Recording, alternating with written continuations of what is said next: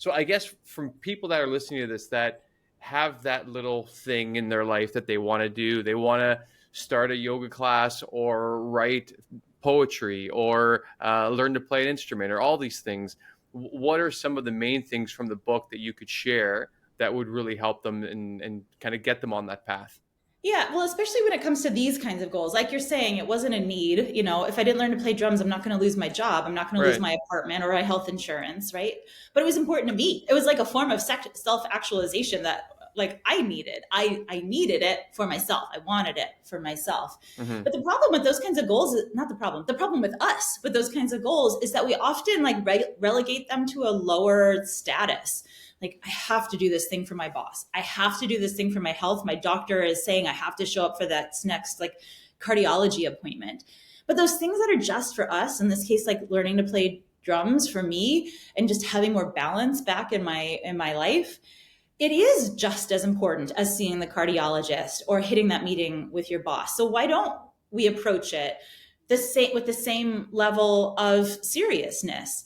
Right. So why don't we schedule time into our calendar to practice drums or to spend an hour creating a website for the new yoga class that we want to put on, even if it's not the way that we get our bills paid, or it's not an obligation to somebody else but just ourselves. It should be treated with that level of seriousness.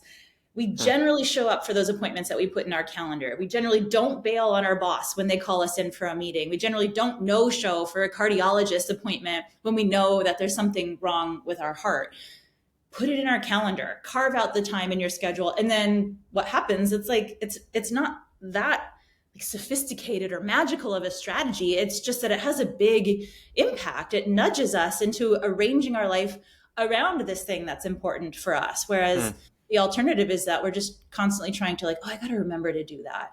Well, if you ever have that experience, like, I got to remember to do that. You're always like having to remember because you never remember to do it, right? We Right. can't just leave ourselves like, I hope I remember or when I find time. No, time is the most precious resource that we have, our time and our health. And so no, we're not going to find the time. We make the time, you carve the time, you work the rest of your life around that, and you Yeah. increase the odds of making progress on this thing that matters. Right. I really like that because it's this idea of being accountable to yourself, and Mhm. that's where I realized like I'm angry at myself. Like I was supposed to write at least 20,000 words from January, and I just haven't. I've been doing other things. I've been simply not doing the thing that I wanted to do, and I've still been researching experts on it and taking notes and compiling more information. It's kind of been an excavation of my own life as well. So there's been um, positivity that's come from it, utility from it, but it hasn't been that thing. And I can feel myself getting angry at myself for Yeah. not for not writing it. So I completely relate to all of that.